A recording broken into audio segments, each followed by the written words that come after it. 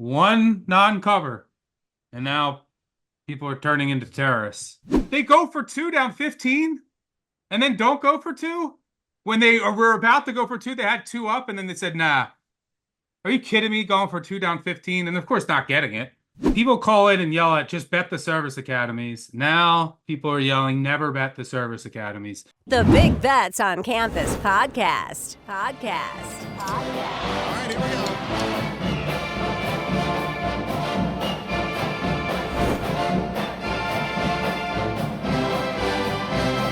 What's up, Degenerate Nation? Welcome to the Big Bets on Campus podcast. This is your Week 9 college football betting recap. I'm Stuckey, and joining me, as always, my fellow BBOC co-host, Colin Wilson. Colin, impressed with your Hogs effort on the road in a tough spot. Blew out Mississippi State in a otherwise pretty boring day of college football. Very boring day. Let's put it this way. The 2:30 Central slate was so blown out of proportion. Every game had like a 20-point lead. I actually went out like on the back porch to a singular TV, like cooked some food, like hung out by the pool. Like it was like there's no drama in these games. What world am I living in where it's like 4:30 in the afternoon and I don't really have to pay attention to any of these? I better get prepped up for this 6:30 slate. And frankly, yesterday was rolling, like absolutely rolling from a handicap perspective. And then everything got pretty dark last night. Like things just turned. Like all of a sudden LSU decided they didn't want to play. Garrett Nussmeier decided he didn't want to throw. Texas A&M's offensive line went nuts. Marcel Reed decided that changed to Marcel Reed. LSU was prepared and they could not adjust. Braden Locke's throwing pick sixes. Like everything went dark so fast last night. Yeah, I had a brutally I think on the app I was up like 4 pennies on the app. I think I went 8 and 7 on the weekend in college football. I went 8 and 8 overall. So I lost money because I forgot to log the SMU under that I talked about. Forgot to track that on the app, but I played it and lost a lot of money on it. That was horrendous. Bad. Duke misses a field goal. He gets a field goal blocked. They missed another field goal before that. You put SMU in the playoff. I was like, they're going down. How many tweets were in your drafts? How many tweets were in your drafts ready to come in? Too many. And SMU becomes the first team since 2011 to win with a -6 turnover margin. That was brutal. But I think I've gone like 2 months where every single coin flip, even games I don't deserve, but like there's still coin flips at the end, has gone against me, except the LSU game. Like 2 months. There's been like 30 games. I think I get like 5 of them. I think I was paying the gambling gods back for the Duke Northwestern over that I didn't deserve. But now I feel like it's full circle. I just lost Duke SMU under in overtime that I did deserve. So I feel like the luck's going to change because, yeah, I mean, I went 8 and 8. All my good calls were good calls. My bad calls were 4 or 5 bad calls, and then just the SMU under. Sparty, once they missed a 24-yard field goal, I was like, they're going to lose by 7, and they did. I mean, Noah Kim doesn't miss field goals, but he misses a 24-yard field goal in the beginning of the game, and of course they can't score at the end. Colorado, Cincinnati, they give up a Hail Mary at the end of the first half, but didn't deserve that one. And what was the other one? There was one that really made me mad. The worst one of all. North Texas. I talk about how I think they're going to have a great shot at a back door. They go for 2 down 15 and then don't go for 2. When they were about to go for 2, they had 2 up, and then they said, nah. Are you kidding me? Going for 2 down 15 and of course not getting it. And they lose by 8, get hooked there. So those 4 games, I just need one of them, and it's a winning day. But hopefully those start coming in. But that was North. Did you watch North Texas? That was disgusting. Going for 2 down 15. Yeah, and we got hooked there. Yeah, there was. I mean, Cincinnati had the same. I mean, I had a Cincinnati +7. I bought it. I mean, to put it in the app is like I think it's worth buying the half pointers. I make the game 7. So nice little scoring there at the end. And then let's just get my worst call out of the way because I haven't listened to the voicemails. I haven't previewed them. under any circumstance. I don't care what the situational spot is. I don't care what the analytics say. I don't care what my power rating is versus the market. I am done betting Central Florida for the rest of the year. That was a horrendous performance, embarrassing. If I was a player and I was responsible for that, I wouldn't show up. I'd dismiss myself and go straight to the gym and work out until next year. It was one of the most embarrassing performances I've ever seen against BYU. So, I don't know what is the quarterback play is so bad at Central Florida that they got to this risk kid who I don't know if he's ever even taken a snap at quarterback in his life. Like KJ Jefferson is not even allowed to come back on the field. They went through their freshmen. They went through Jakuri. They went through this risk kid. They denied KJ a single snap. I'm not saying he had to save the game. He wouldn't have. But that's how much in disarray Central Florida is right now. Gus is looking for answers in second and third quarters, 4 strings deep into the quarterback depth chart. Unbettable rest of the year. Yeah, that's not I can't have that as my worst call because I loved UCF too. I can't have as my best call because I just know over time bets like that are gonna treat me well. I mean, I played it. I beat the close by 3 points. I know people don't want to hear that, but No. that matters. And I mean, I like for like Washington too. I can't be mad at my Washington bet. Beat the close across the key. Well, hey, game The of the year, one, Kansas State. Game of the year, Kansas State. I had -6.5. Easily beat the close. Didn't matter. yeah, I just know that over time doesn't work out. My worst call is Kent State because number one, they got blown out. It was an awful call, and I got a bad number. I mean, I bet plus 17 and a half. It closed 19 and a half. And they are the definition of unbettable. That That's was a the one horrendous. trash, right? That's the one trash I didn't join you on. The other two Yeah, clean. the other I didn't end up playing Rice. We'll count that on the board as a push because it did push against the close Right. because Warner didn't play, right? Right. That's yeah. I saw that he was out, so I didn't play them. Our yeah, but um, that was my worst call. I mean, UCF and Washington didn't deserve to cover. The problem is both got behind, and like UCF needed to come out, take advantage of the spot because Jakuri Brent can't throw, and then Kobe Hudson, their best player, gets hurt on the first play of the game. Um, I don't know why everyone gets hurt against BYU, but that seems to be a theme. BYU deserved to cover the game, but UCF is not a team that could play from behind. They needed to Right.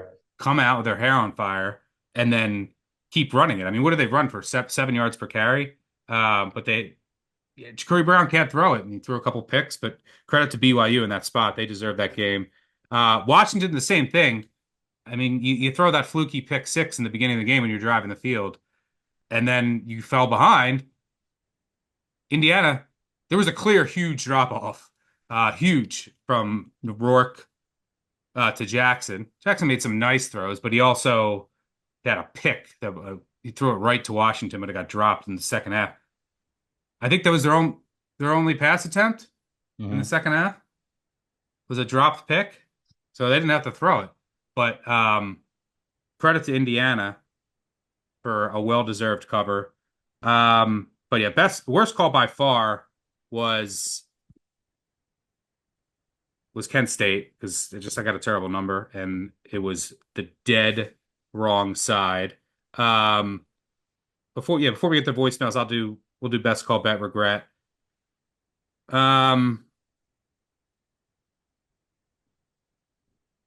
Yeah, so my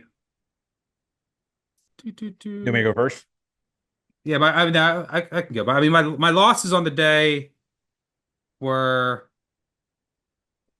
UCF, Washington, Cincy, North Texas, Sparty, and Kent. So Kent by far the worst.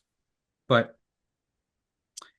best call, I'll go Nebraska. I mean, Nebraska was sweat free. Kansas was pretty sweat free. Vanderbilt, Pavia does it again as a double-digit underdog. Oregon, I'm going to say, yeah, Akron and BG came in for us on the agree. Those were sweat-free. BG with a huge win in the MAC, but I'm going to say Oregon. They came out and just demolished Illinois. Luke Altmaier at the end of that game looked like he was seeing ghosts on the sidelines. There will be studies done at major universities throughout the globe for the next 3 centuries about how this Illinois team was 6-1 and ranked in the top 20. They are horrendous. The Ponzi scheme, they're the real Ponzi scheme. It comes to an end. Burt gets trucked. They couldn't even score. They had Altmaier in there getting shoved down to the ground with the ones against the Oregon fours. They're true freshmen. At the end of the game, Burt still has Altmaier in there. Guy was so beat up. For what? You're down 30 trying to score at the end of the game, and they still couldn't score. So I'll say Oregon. How about you? Best call? You said your worst call, UCF. Yeah. I agree. It's a terrible call. But best call, bet regret. Yeah, I'm not going to count Duke as a best bet because 6 turnovers. I'm not sure if you should have been covered in double-digit points. I will say Akron got it at +5 on open, went the right way. One for round robins, one for everything. I think the best bet for me this weekend was something I wrote about, preached about, and it happened, which was the Navy Notre Dame first half. And the handicap was Notre Dame would not be able to adjust to the speed through the first couple of series. That Notre Dame is going to be able to run absolutely wild on this Navy defense. Both of those were true. And over 26.5 in the first half, easily covered. I don't know what the steam was on the full game going down. I don't know what that was. But that over for Navy and Notre Dame in the first half also leads to my biggest bet regret. Because I said all week, yeah, I want Notre Dame. Notre Dame's going to win this game. But Navy's going to get on the board in their first couple of series, and that's when I'm going to attack. 14-0 Notre Dame. Navy, Blake Horvath breaks off this beautiful call, this beautiful triple that he had. Breaks it off, gets in the end zone. 14-7. That is my moment to go in and scoop whatever's on the board. 13, 13.5, 14. Didn't take it. Biggest bet regret because you could just tell Notre Dame was prepared. They were better defensively than I thought they would be the first 3 series. They were already running wild from the first snap of the damn game. So bet regret definitely is not the live angle on Notre Dame that I was looking for. Bet regret also is Nebraska. You and I talked on the podcast on Thursday that this number should have been 17, 18. But Nebraska has given us no confidence, no analytics. What's going on with the coaching? What's going on with the players? Nothing can help us get to 25 on the market. So I laid off of that, and I just that's definitely a bet regret. And then I just want to say, everybody out there, if you had Temple and ECU under 49.5, take a week off from betting totals. I stopped watching when the thing got into the 80s or 90s. So I think ECU scored like 30 points in a minute. Yeah, I swear. It was like 28-21. Then I looked up a minute later and it was 56-21 or something. I was like, what just happened in this game? There must have been a couple pick sixes. I haven't even dug into that box score yet. That game was insane. Kansas, man, that team is cursed. Yeah. Cursed, cursed, cursed. They should have won that game. Fumble late. They missed an extra point. They had a safety that flipped the whole game around. They had a wide open touchdown pass to go 14-0, by the way. They had a safety on the guy tried to step out of bounds and field a kick at the 1, but he didn't do it right. So instead of getting the ball at the 40, they reviewed it and they said, actually, your left foot touchdown first. They put the ball at the 1, next play safety. Kansas State then gets the ball, then scores a touchdown. I mean, this swings. And Kansas loses again to Kansas State. I felt so bad for them. Bet regret for me was probably waking up. I mean, man, the last 2 Saturdays, the last 2 Saturdays have gone 9-8, or the last two college football weekends have gone 9-8 and 8-8 after 2 really good weekends following 2 bad weekends. Up on the year. I think I've had more bad luck than good, but I sat there 15 hours, and my hourly wage when I add up my bets was like negative $100 per hour. And the games were not fun. Right. Like there was not much joy throughout. The one entertaining game was SMU Duke, and I was bleeding money because I had the under. So that wasn't too much fun. Bet regret, I'm gonna say I kind of like the Penn State Wisconsin under and never got around to betting it. Hawaii without Nevada's quarterback. I should have been in on the Bows. Yeah. And then Miami. I know that you got there Yeah. and we talked about it. I'm glad I got it early because 22, the last number didn't get there, 22 and a half. Yeah, I think it's some places that closed 23. And so maybe some people out there might have got a middle because Florida State scored um, with like 10 seconds to go. But we said that Mario wants to run it up, and he did. Am I getting any shit on the new BCS about Kansas State and SMU? I'm just gonna be silent. When you guys come at me, I'm just gonna be silent. But Indiana, what's the feelings here? They need Rourke. That's the kid. That's all I'll say. Yep. Like they need Rourke. That's the handicap with Michigan State too this weekend. They say Rourke's going to be back. I don't know, but you could tell there's that offense just isn't the same with without Rourke. But Ohio State doesn't look right. Their offensive line got dominated. They couldn't run the ball. Nebraska pushed them around everywhere. Yeah, I mean, I know that they lost their left tackle for the season. The right side of their offensive line already had question marks. They couldn't run the ball at all. They hit 3 explosive passing plays. Nebraska got stopped with the one and then threw a pick at the end of the game, lost by 3, or lost by 4. That's a game they easily could have won outright, and they were lost by 40. Now you can't just do the transitive property for one game to the next. Nebraska obviously came out inspired after basically a pathetic But effort where they quit against Indiana, but well, Ohio State has some issues. big issues. And the biggest issue that I see after updating the numbers before we did the pod this morning is that their defensive line yards are now around 50th. They were pushed around stuff. They cannot own the trench against the run. And again, I'm not going to go on a limb and say that Michigan's beating them, but you have to be able to defend the run. And teams that are going to come at you and defend the run, Indiana's going to do that. Michigan's going to do that. And what do you think is going to happen in the Big Ten title game? I don't care who you draw. It's going to be Oregon, but in the playoff, what's going to happen? If you don't win the Big Ten and you've got to either host a game or go on the road, guess what's going to happen? You're going to have to defend the run. Like the book's out. The trench is soft on the Ohio State defensive line from a run defense perspective. If Michigan beats Ohio State, I'll buy you a boat.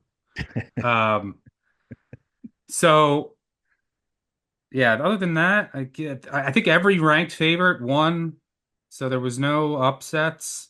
The biggest upset of the day was as far as ranked teams was BYU, undefeated BYU winning. Um, so yeah, there wasn't much exciting. What was the Well, most thrilling result? I mean, Ole Miss was letting Oklahoma hang around. I mean, that Yeah, I was. mean, that game was so boring. Oh my I mean, God. there was a That was squirrel. A squirrel ran for a touchdown, and you had Texas Tech player like flashing a MAGA shirt underneath his jersey after a touchdown. That was like the most interesting points of the day. the most entertaining game of the day was one that no one probably watched. Memphis Charlotte. Yeah, That game was wild. Charlotte hit a bomb and then hit a bomb to take the lead. Then Memphis got the ball back with like 40 seconds. And Rock Taylor caught this ridiculous pass in the end zone to win it. That was a wild game. Um, Charlotte is yeah, all no, explosives. They're so it's just explosive after explosive, or there's none. let me look at this. Did Tulane get five? Oh my, this Tulane game made me so mad. That was just such a big swing for me on the day and early. Let me guess. Yeah, North Texas, of course, lost both fumbles that they had. The one on the kickoff was brutal, brutal, brutal. Um, Tulane turnover luck never ends. Yeah, that it was just a boring day. Like there was not much. But Bama, Missouri, talk about the worst game of the day. That was my bet regret, actually. That's my biggest bet regret. Bama, Missouri. We talked about under this, under that, Yeah. under everything, I and had I the didn't get under. any of it. Yeah, I I had just the did under. I didn't know with Brady Cook and then ugh. I can't believe they tried to roll him out there. Known That injury. that was a disaster.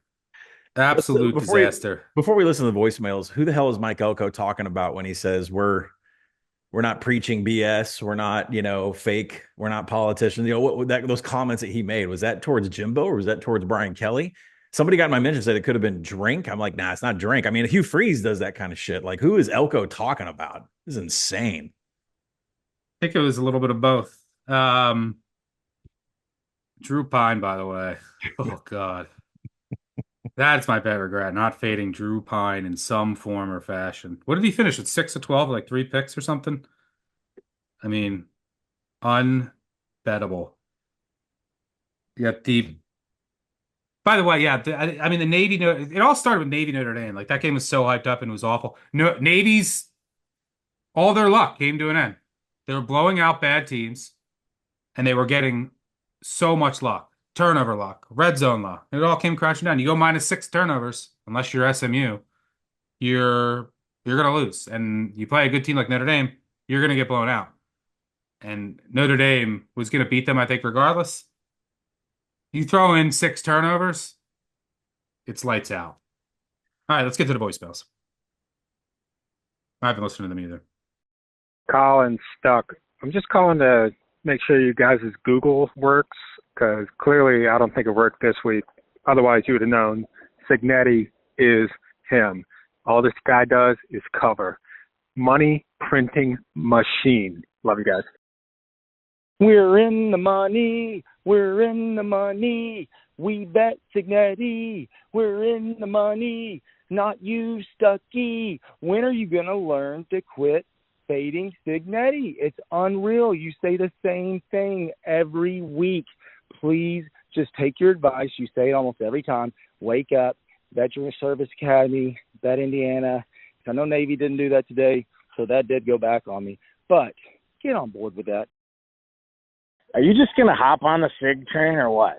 I know you like a few SIGs at the bar here and there, but I know your process, and I know the amount of public money on that Indiana team this week was sickening. But sometimes teams just cover. You keep coming to the window, trying to find this cute little way to fade old Signetti.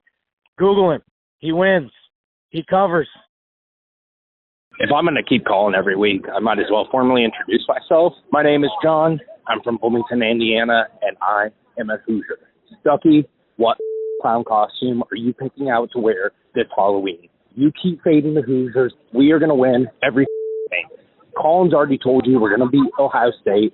Martin is shaking in his boots right now. Good teams win. Great teams cover. Stucky, you're going to keep fading us because you're a clown. Colin, you're a genius. I'm done fading Kirk Signetti. He's inevitable. He's like Thanos, his gauntlet. He's just collecting Big Ten wins. Soon he'll be at full strength. We can't stop him. He's going to bring balance to the college football world. Stucky calling in live from Bloomington, Indiana, where the Hoosiers yet again covered the spread. You were all over the Hoosiers on the season until over. You knew they were a real football team this year, and yet you faded them again. Get it together, Stucky. The Hoosiers are a wagon. Colin, I love you guys, but I put my hard-earned money on Old Miss to the do you want to pause there? Yeah, I mean, fading Indiana. Yeah, I faded them twice. People are like, get so upset. You faded the same team twice. The handicap was there's a drop off from Rourke. I said I made it 7 with Rourke. Dropped them about 3 points without Rourke. That's what the market thought. I was wrong on it. I wasn't fading Indiana. I was fading Indiana without Rourke. I did not think that line should be 7, which that was it. Indiana covered. So, yeah, just go and bet Indiana every week. You don't need to listen to me. But I can promise you, those things never last. The guy trying to make the call and saying, just bet the Service Academy didn't cover. Good for it. There's markets adjust. You can't just bet the same team every week. Maybe it's different with Indiana. So congrats if you bet them. But that was my handicap. It wasn't just a fade of Signetti or Indiana. The line was at 7. I said there has to be a drop-off from Rourke to Jackson. From what I saw, there is. And you can't say Indiana is this juggernaut with Rourke and then say there's no drop-off to Taven Jackson. He made some bad throws, made some good throws, but he just doesn't give them their offense the same upside. But the Indiana defense, the run game was too much, and Signetti was too much. They deserved that cover, but that was my handicap. I just thought that there had to be a pretty material drop off to Taven Jackson. But regardless, Signetti gets to the window again. We'll see. Next week they're 7.5 point favorites, Michigan State. I think too high. Yeah, it's probably too high, but it comes down to work for me. Yeah. So I still have it about a field goal drop off to Taven Jackson. He just is not going to make the same consistent throws, and they're going to have to rely on the run game. That's Michigan State's defensive strength. Yep. So, and then if Rourke plays, is he 100%? Or is he a statue passer? Yeah, because he's been so dominant. Like, he's played pristine football. Like, the throws that he's making particularly down the sideline. And then you get, like, what did Surratt wasn't even, I mean, did he even have a catch yesterday? Let me see. I didn't even hear his name, but him and Rourke have just an unbelievable connection. Let me see. What did Surratt do yesterday? He had one catch for 12 yards. I mean, with Rourke, it was couple weeks before that, it was like 7 for 150, 7 for 140. So they missed that vertical element with that Rourke gives you. And Rourke, if there's a healthy Rourke next week, Michigan State secondary can't slow down Indiana. I'm just saying that right now. Well, let me say, I know we'll cover this on Thursday. Indiana still has a strength of schedule outside the top 100. Michigan State's is 9th, and Michigan State has better rush defensive analytics than Indiana has rush analytics. So it got some sweat going. It's just Sunday. Like, we got 6 days to go, and it's already a little bit of a sweat this weekend. Yeah, I mean, who's Indiana's best win is, from a power ratings perspective, I don't know, I got to update mine, but it's probably Washington, which, so, and then we saw, like, the teams, I mean, Nebraska fared well today, but I mean, Washington's going to be like a 500 football team.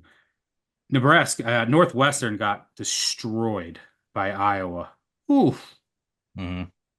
Destroyed. Iowa, I guess we should mention that. We'll talk about quarterback injuries and quarterback changes. But Brendan Sullivan is he the new quarterback going forward for Iowa? Would think so. The old Northwestern quarterback, yeah. I think that would be the smart move as well. All right, moving on.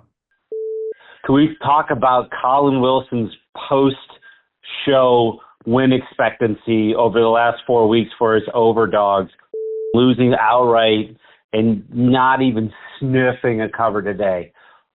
Me. I've got to be the earliest voicemail call of the weekend. We just covered over 26.5 in Notre Dame Navy first half with 12 minutes to go in the second quarter. It's not even noon in Texas yet. Way to go, Colin. We're rocking it. Yeah, just a comment on Oklahoma, Miss State. I mean, Miss State just playing with their food. I mean, I'm staring at the box here. Oklahoma gave them Ole Miss. Yeah. I'm sorry. Miss State. Let me start that over. Yeah, I mean, focusing on Ole Miss and Oklahoma, like, I'm staring at the numbers here right now. I don't know what was going on with Ole Miss on their offense. No methodical drives whatsoever. They only averaged a little over 3 points every time they got into scoring position. Oklahoma even gave them 2 turnovers. Mississippi, 2.4 yards per play on rushing attempts. Like, Oklahoma's defense showed up once again, and I still don't understand how Ole Miss has 9 passes from Jackson Dart that went over 15 yards, and yet we struggled with Oklahoma and getting points up on the board. So, credit to Oklahoma for being able to generate, let me look at this, 3 methodical drives. That's drives with 10-plus plays. Credit to them for averaging 3 points in scoring position. It's a big win for them. But still, I mean, they were completely beaten from an available yards perspective. And finally, Mississippi, 6.2 overall yards per play to Oklahoma's 4. I mean, from a paper perspective, this shouldn't have been close, but, here we go. I had to turn it off. It was too boring. How about that Navy first half? Gave away the ball like it was CIA arms to rebels. Colin Wilson, how did we get suckered into believing positive coach speak? I got to say, if this is how the armed forces respond to adversity, I'm putting all my money in gold bullion, North Korean bonds, and Chinese ghost town real estate. That was a tough one, boys. See, people, it was wake up, bet Navy. Just wake up, bet Navy, one non-cover. And now people are turning into terrorists. Were you So and I the only ones on Notre Dame? I feel like my text was filled with people saying, I just can't bet against Navy right now. I didn't have anything on it. It got to 14 and a half. I considered Navy a principal, but I couldn't. I told you I had bad vibes. I thought Notre Dame might blow them out. The the regression was coming. Yeah. They were getting so lucky, and they played nobody, and you knew the defense was going to get shredded. But I mean, look, it's you went -6 turnover margin. You're never going to cover with a -6 turnover margin. Unless you're, yeah. Well, Unless SMU you're, didn't cover. you don't cover, They- you win if you're SMU. yeah, but you do not cover. A -6 turnover margin, I can bet you. Well, there's probably teams that cover, but they're catching huge numbers. But yeah, you're just not going to cover. You're not going to win. You're not going to cover. That a lot of these games come down to like it's a pretty efficient market, and just football games in general, especially the NFL. This is usually what your Saturday comes down to, what your Sunday comes down to. Sometimes you're going to have an awful day. Sometimes you're going to have a great day. But a lot of times, say you make 10 bets, you're going to have 4 that are, this is how a lot of Saturdays go. You make 10 bets, you have 4 that are really good. No sweat covers. 4, I whiffed. And then you got 2 that come down to 1 or 2 plays in a football game. And could be a pick six, could be a fluky fumble, could be a bad personal foul on a 3rd down.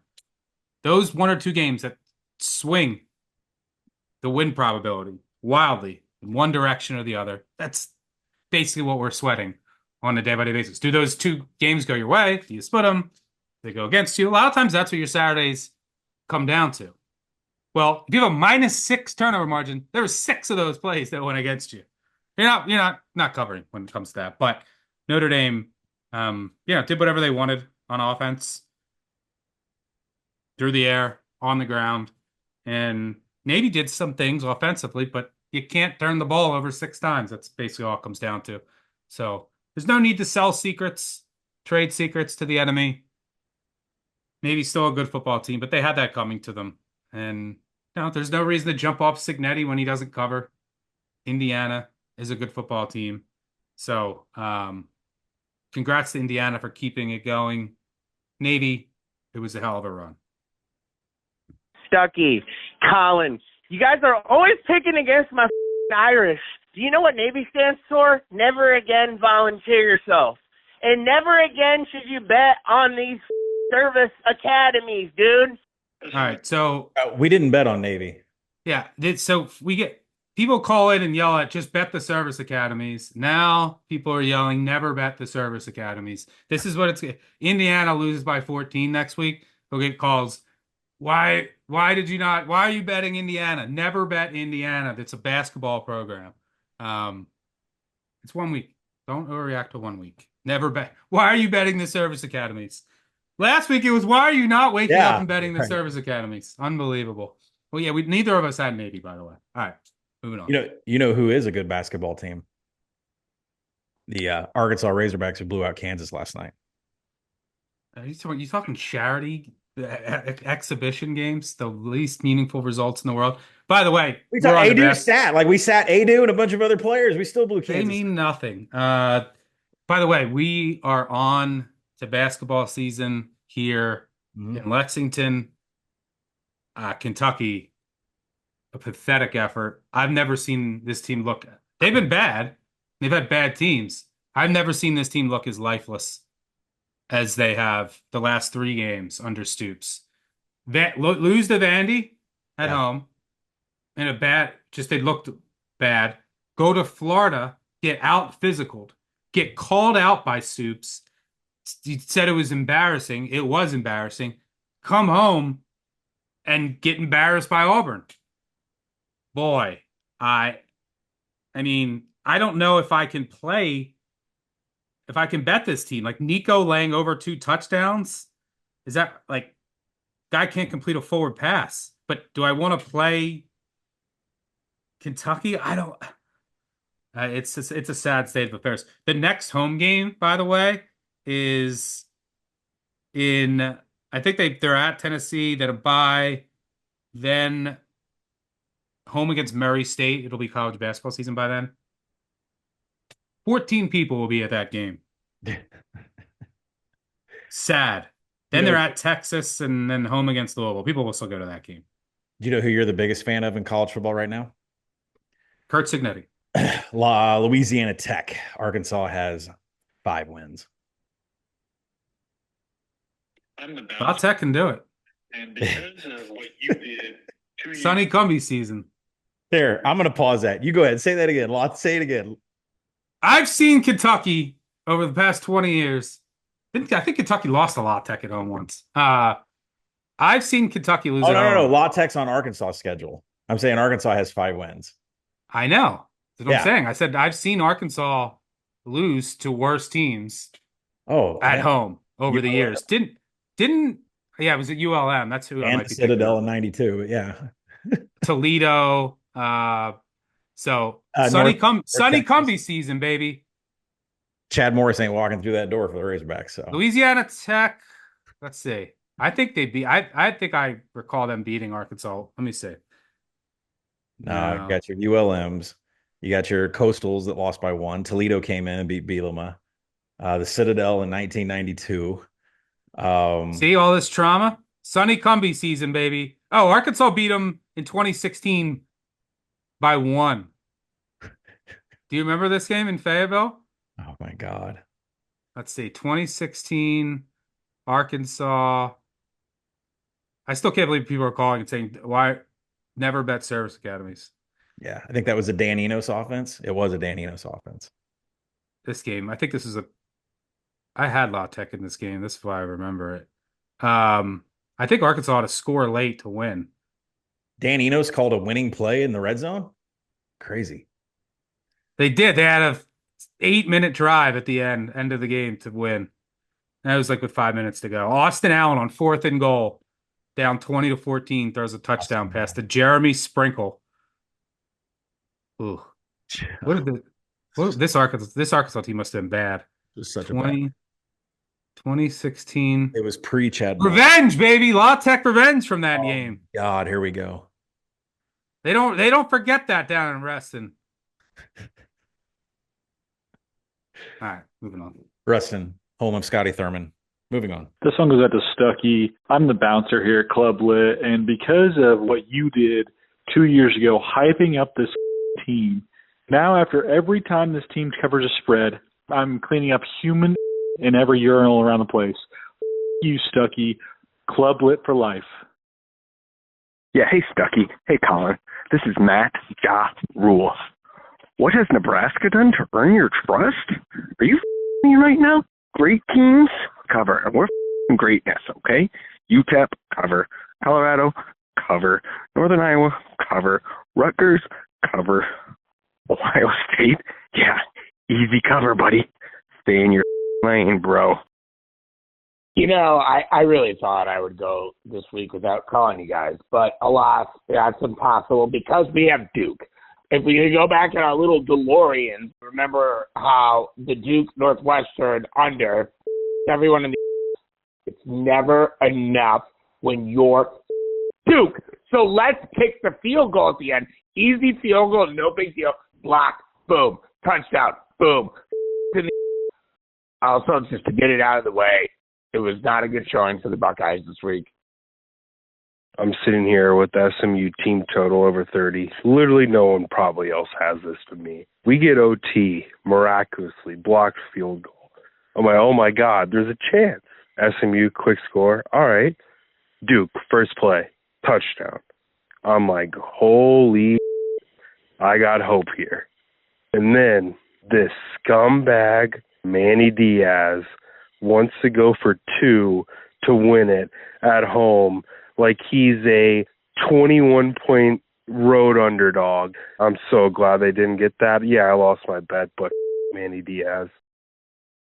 I can't believe this Duke team did it again. I cannot remember anything more frustrating than this fraudulent-ass Duke team. Every game with these guys. They're forcing 5 turnovers and they commit 0. So tired of it. I live bet SMU -1.5 midway through the game because there's no way that Duke can continue with that stupid turnover luck. SMU -1.5 down the drain because Duke wants to go for 2. I don't know what to do at this point. They've broken my will and my soul. Stucky, John from Philly. I'm not even mad. I'm out walking the dog. I don't have the metrics in front of me, but I knew Tulane is the most explosive team in the country. I don't know what the metrics say, but I watched this team play about 5 times this year, and they just rip off explosive after explosive after explosive. North Texas couldn't stop them. I don't know. I got on the +8. I knew better. All right. Get them next week, fellas. On that, yeah, I mean, you can go read my write-up. North Texas wasn't stopping Tulane. The handicap was that North Texas can keep up with Tulane. What you were watching there with Tulane was not Tulane. That's North Texas defense. North Texas's defense is horrifying. Horrifying. So when you watch North Texas, just know it's not a team you ever want to bet as a favorite, by the way. North Texas's defense, especially against the run, is very, very, very, very bad. In that game, the problem that fumbled kickoff was such a kill. I mean, you watch that game, North Texas they probably finished with more yards. And what's his name even got hurt? Chandler Morris, who threw for 500 yards and 3 touchdowns. He got hurt in that game. He couldn't even make some throws. His shoulder was hanging off of a thread by the end of that game. But yeah, that's the Tulane has some explosiveness in their offense for sure. But a lot of what you were watching is the North Texas defense. They are very bad. The week before, Memphis won 52-44. The week before that, they beat FAU 41-37. By the way, how about the Tulsa game? What the hell was that?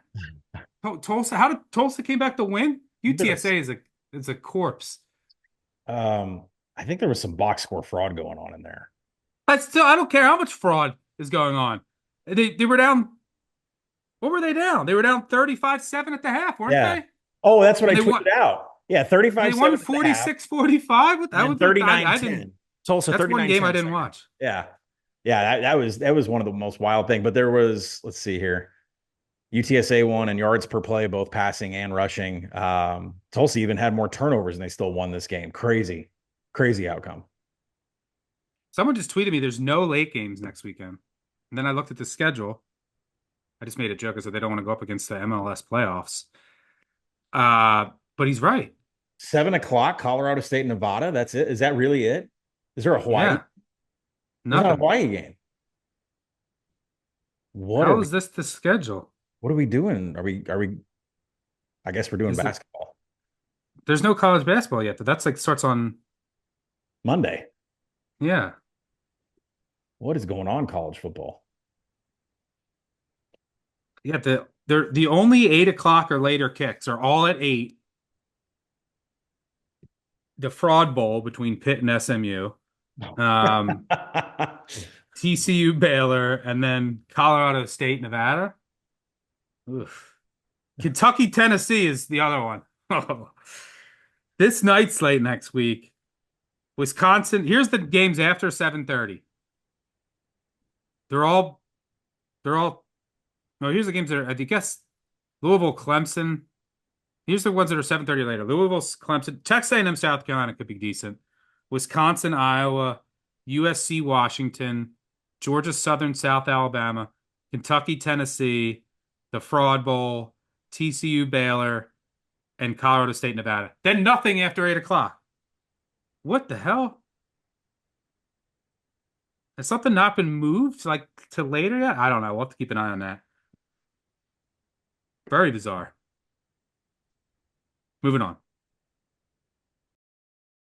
This one goes up to whoever is the stupid coach of North Texas.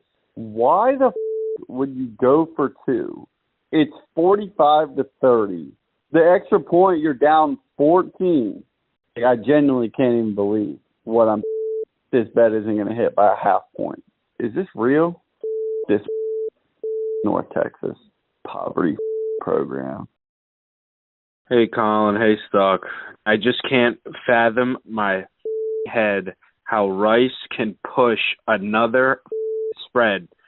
Second time I bet them. I believe it's the second time in 2 weeks they push a spread again.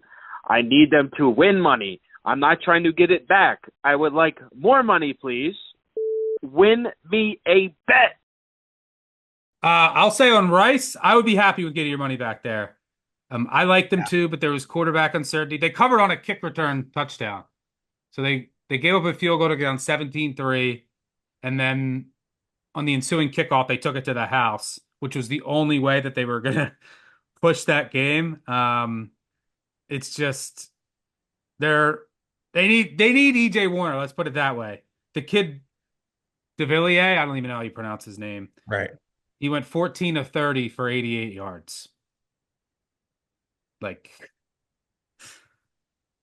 I'd be happy with the push. 2 turnover-worthy plays on a 6.2 average depth of target. It's impressive. Hey guys, it's almost halftime of the BYU UCF game, and you know what? I'm tired of hearing how much the market knows and following the market and the market. UCF opened as what, 2-point underdogs, 2.5, closed 3-point favorites, and this defense couldn't tackle a powder puff women's player out there. I swear to God, I coached the girls better, and they didn't even tackle. It's this girl Amanda rolled over a girl, broke a nose, and UCF defense could use her right now because Gus Malzahn's team has no idea what it is doing on defense. No clue. Gentlemen, I must say you guys are solid. I've been with you for years. This is your first bad take because BYU is a wagon. I don't know why you guys can't get on it. Week after week, you fade, and Kalani Sitake comes through. Jump on the BYU Cougs. Later, boys. Yeah, the one thing I'll say, I mean, there was no calls the week before when they didn't sniff a cover when we were on Oklahoma State. And then, yeah, I faded them against Baylor. And I think that's it prior to that. So, actually, no, I had some Wyoming. Oof. Yeah, I mean, here's the thing, people. The thing that I hate the most, especially on Twitter, is people like the Chiefs game. The Niners go out to close at 3. Same thing here. Everyone after the game, the market is so dumb. How do you not? How's BYU the underdog? It's just Vegas. It's not a Vegas knows game. Vegas sets the line, and the market dictates where it goes. Right. The biggest, sharpest money was on UCF, which is why it went out to 3, despite everyone betting BYU. That's it. That's all it is. It's not Vegas. It's not a trap. It's the biggest money in the market was betting UCF. Here's what you have to remember. And if you think the line is so dumb, and why is BYU an underdog? Why is Mahomes an underdog? You can bet hundreds of thousands of dollars on these games. NFL more. Go get rich, bet against it. That's easy to do. But you have to remember, just because the line, the biggest, sharpest money is on a side, doesn't mean shit. Yep. It probably it could lose. The best, the best of the best on a good year, hitting 55, 56. Like they're going to lose almost half the time. So, but sometimes there's games where a lot of the sharpest money agrees. There's no, battle in the market. No other groups coming back the other way. All the sharpest money was on UCF. Nothing. No sharp money on BYU. Every $20 better was on BYU. But the sharpest money, the biggest money, but more importantly, the sharpest money that's going to actually garner respect in the marketplace and move lines was all on BYU. Was all on UCF. Now, that doesn't mean it's right. That doesn't guarantee a cover. Most of the time, that sharp money that bets it at a pick, it closes at 3, you're probably going to hit that, 55% of the time. Doesn't always win. Just because it doesn't win doesn't mean it was the worst bet of all time. People lose bets all the time. People have to stop acting like you just take one game in a silo and just say, "Oh, the market is dumb," or people. Oh, I thought Vegas knows. I saw this tweet. This I forget who tweeted it out. I thought this is the Vegas knows game. Vegas has nothing to do with it. They set the market, they set the line, and the market takes the line where it's going to go. That's all it is. And the sharpest money in the market was incorrect on UCF. Line probably shouldn't have gone out to 3, but that's where the market dictated it went. And BYU was the rightful side. So, yeah, I mean, this is the same BYU team that should have lost at home the week before to Oklahoma State. Not only can you not take one thing in a silo, you have to remember it's one football game. There's a shit ton of variance in one football game. Weird things happen. There's injuries. Sometimes teams are going to have a really good game plan. Sometimes teams just don't show up. There's game script, turnovers, weird. We just saw Nebraska lose by 50 to Indiana and then should have beat Ohio State the week after. Weird things happen. It's football, but that's all it is. Yeah, and this Vegas knows. I thought this was a Vegas knows trap game. No, it was just sharp money in the market was on UCF. It was wrong. Sharp money in the market will be wrong a lot. Yeah, I think the only thing I'll add to you is the way we do our power ratings at Action and the way that I come up with them is because I was taught by the guys that are running behind the counter in Vegas over 10 years ago. They taught me how they adjust their power ratings. I'm the one that went crazy with SP Plus analytics 10 years ago to say, here's what odds makers cannot integrate into their lines because they don't have time. They adjust the power rating. They move on to the next sport. They're generally in charge of multiple sports. They have 360 college basketball teams to update every night. They can't get around to everything. They power rate the game. They adjust. They move on, and then they let money dictate the market. Our numbers here at Action Network have analytics integrated in them to shade those power ratings a certain way against what the market is. And when you see discrepancies there, could be players out, could be players hurt. College football is a wild, wild place. I would say more wild than the NFL because this fake ass availability report that college football tries to put out, like the NFL fines teams for lying about injuries. That doesn't happen here in the Wild West called college football. So that's just a little lesson on money driving numbers in Vegas knowing. Yeah, I made it UCF -3. I wish it would have opened 3, then I never would have had to play and lose my money on Gus. So Stucky, it's about time you show BYU some love. They just whooped UCF's ass. The UCF team that you were convinced was going to run all over them. Give them some respect. Boys, we do not have to bet against BYU every week. This is the same we did with TCU and Duggan led them to the natty. Stop, please. Seriously, we're begging you. Yeah, somebody on this podcast bet TCU 8 months before the season started and bet them every week and had to take shit for it until they made the fucking national championship game. So I recognize a team like that, and it's not BYU. BYU is not Duggan and TCU of 2022. Let's just get that straight. Yeah, I mean, going through, BYU hasn't played anyone. They've been extremely fortunate, but they deserve to win that game against UCF. Yeah, just like they deserved to lose the week before against Oklahoma State when they didn't sniff a cover. But let's see, I am 1-1, 1-2. Yeah, I mean, I'm 1-3 on the year on BYU games. I'm sorry, I apologize. I will try to be better, but if I show value against them, I'm going to bet against them. Right, I always try to be impartial, but Retzlaff's numbers are not good. They're not good. He stinks. Since Brian Kelly doesn't have a clue what to do with Marcel Reed, I think we should invent a new law. Let them flip-flop contracts. Let Brian Kelly have 1 year, $80,000 on his books, and let Marcel Reed have 10 years, $100 million. Since Brian Kelly doesn't know what the hell to do when a backup quarterback comes in. I'm on Texas A&M LSU under 55.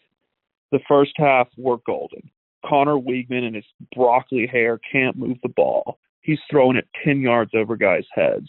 Nussmeier's ankle gets stepped on. We're golden. No way this game's going over. Marcel Reed comes in and scores 4 touchdowns and 4 drives. What just happened? How did this game go over? I am right in the same boat, Stuck. LSU plus 3.5, golden opener that I got. Under 55. Talked about it on the BBOC live show yesterday, Saturday. We're cooking. Nuss is hitting underneaths.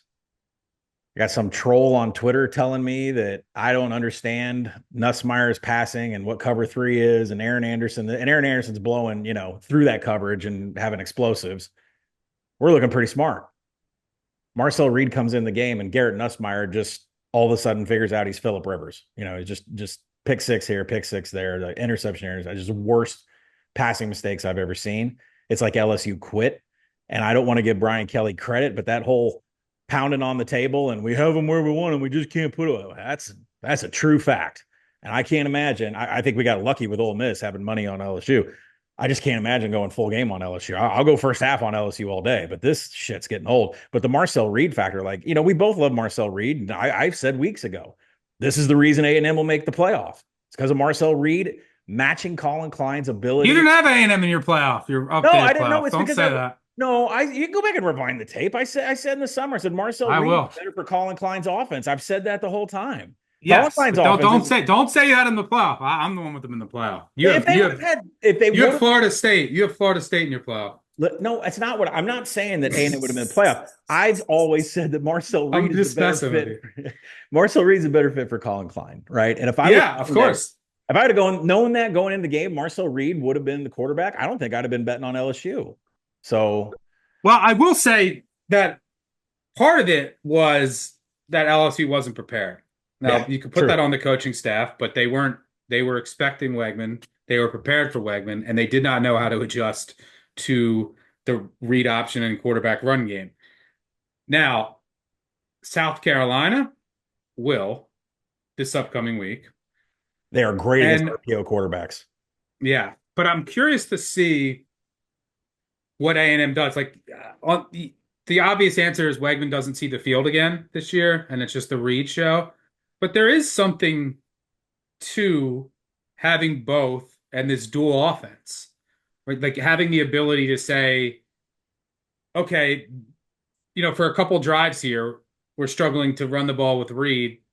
Let's go to Wegman. Or, hey, we're going to start Wegman and we're going to try to throw. And then as soon as he looks like dog shit, then we're going to bring in Reed. And it keeps defenses on their toes. Like there's something to that unpredictability, which is this Texas A&M team is so bizarre.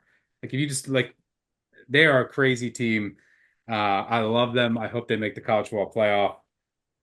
We'll break down that South Carolina game throughout the week, but that definitely played a part, was the unpredictability of that. And credit Elko. He deserves as much credit as Kelly and that staff deserve blame. You know what game that was, right? It's like we didn't think Connor Weigman was going to get his position back. Marcel Reed beats Arkansas.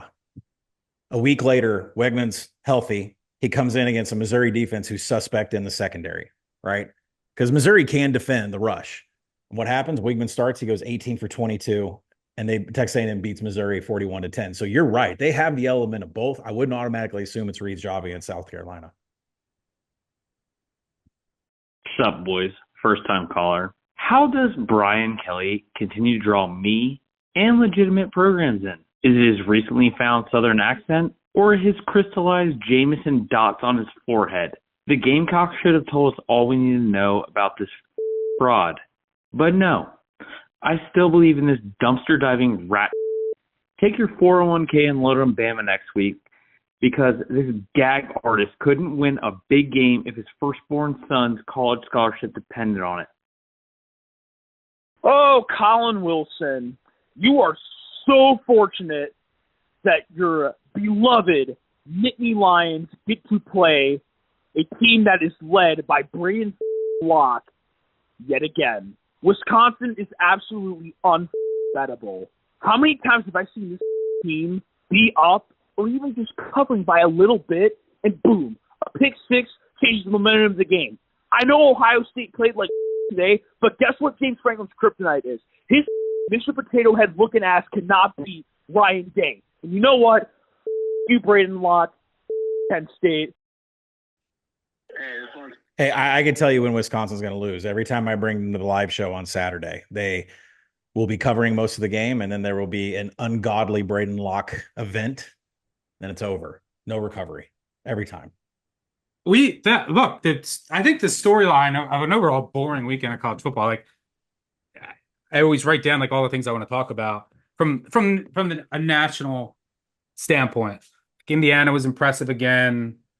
But like as far as like the playoff picture, Ohio State struggling definitely was up there. But it was two of the undefeated teams staying undefeated with quarterbacks I didn't expect them to lead them there. And that is Marcel Reed, who we just talked about, and Mr. Prabula. Is it Prabula or Prabula? I think it's Prabula. I we just say Bo. That's all. Franklin was Bo this, Bo that. So and Bo, who came in, he looked great, and then he gave them more of a rushing element that maybe Wisconsin wasn't ready for. But did you see it? I haven't seen an update yet on Aller's knee. Well, the other thing, I was Twitter searching hardcore. But he was crying. I was Twitter searching hardcore on Drew Aller because did anybody else see the clip where he's walking off the field and he stops where the kicker is warming up at his little net and Drew Aller turned around, flipped the middle finger and said, "Fuck you." Like what's going on? That's when what was that? What's going on? Like I can't find out the story behind that. So I was like, is he injured or is it because something else is going on here off the field? Because I mean, he was flipping birds and saying "fuck you" walking off. I think that was to was that to a fan? As it looked to me, yeah, at the net. Wisconsin band and fans on the sideline were waving and yelling at him as he waved off. Aller quickly turned to someone who must have yelled at him, and he appeared to yell back. Yep. I think that's what it was. But then he like drew Aller with a clear, "Hey, fuck you" on camera. I think it was towards a fan or the band. But yeah, he was like trying to go back in. Oh, excuse me. He was trying to go back in, and then I think someone told him that he can't, and then he like teared up. So I don't know if that's like because he got bad news or if they just were being precautionary. Right. Ohio State. Not sure. Yeah, Ohio State's on deck. You're coming off. Yeah, but that game changed on the pick six. Braden Locke just didn't see him. They were running a little robber on and just didn't see safety through it. Pick six, game flipped. Good night. Good night, Badgers. Hey, this one's for Ducky, man. I mean, is there any words need to be said about how bad of a bet Penn State was? I mean, why are you selling the worst team in the country? But hey, I've got you back. You're Mr. CLV. Hey, you beat the line. North Texas, backdoor, I had 8.5, and I know you had 7.5. So I'll sleep well tonight knowing I got my revenge on you. But hey, love you. Just please never give out Kent State again. No, I'll say with Kent State, I did not get the best number. It was a terrible bet, horrendous bet. All right, moving on. That's it. All right. Yeah, not much else to really talk about. We'll have a ton to talk about during the week for week 10. Let me see. What's the best game on week 10? I don't know. I'm about to put a bet in on UTEP on an opener against Middle Tennessee. You want to talk me off JP Pickles Nation? Pickles, no, you're right. Maybe I'll join you. Ohio State, Penn State is the highlight. Ohio State, as of right now, I think a 3.5, 4-point favorite. I don't know if it's widely available because there's uncertainty with Aller. I haven't looked at any line. I hate looking at openers because I just get mad. Let's see. Air Force at Army. One team that can't cover, one team that is covered every week. That should be. Yeah, I can tell you right now, I'm not betting Air Force. Don't care. Ole Miss gets the Jefferson Pilot time slot at Arkansas in Fayetteville. Vandy at Auburn. Auburn, just Jerry Kill and Pavia go in there again. That's a money line, Jerry Kill. You know it. This will be the third year in a row. Guys, this goes back to New Mexico State and Liberty 2 years ago. I might bet Auburn. It's a Vandy money line play, period. I might bet Auburn. Vandy's hurt. Pavia's hurt. That definitely changes things. He came out. He had to go into the tent. Came out with a brace. Couldn't really move around more after that in that game. Indiana and Michigan State's an interesting game for playoff implications. Texas A&M, South Carolina, Louisville, Clemson. Some good games. Some good games. And then the Fraud Bowl with Pitt and SMU. All right. That'll do it for us. Thanks to Colin for joining me. Thanks to our producer, Matt Mitchell on the back end. Thanks to our voicemail producer as well. Most importantly, thanks to all of you for tuning in. Go to our YouTube channel, BBOC, Big Bets on Campus. Hit subscribe. That really helps us out. Make sure wherever you listen to the podcast, subscribe, unsubscribe, subscribe. Tell a friend, tell an enemy. You know the deal. Leave us a 5-star review. Those help us out. It's time for us to go find some winners for this week. We'll be back with new BCS early in the week. Group of 5 guys will be back midweek. And then Colin, I'll be back with the Week 10 college football betting preview on Thursday. Go Hoosiers. Go BYU. We're on to next week. Catch y'all later. Cheers. Peace out.